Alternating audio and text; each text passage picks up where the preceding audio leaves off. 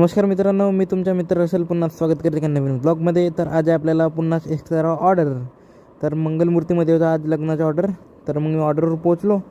तर मला तळले होते वांगे. तर मग वांगे बिंगे मस्त तळवाळ गेलो. बहुत सारे वांगे होते तळणे.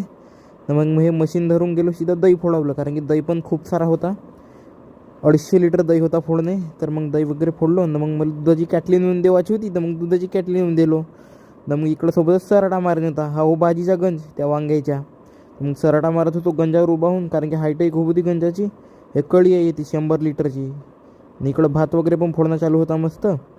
न इकडं दही वड. नाही एक वस्तू दाखवतो पहा.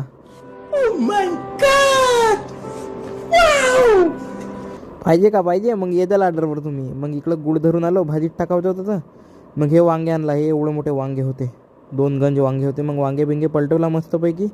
मग इकडं डाळ भाजी तडका तयार केलो मी सोबतच. तर मग तडका बिडका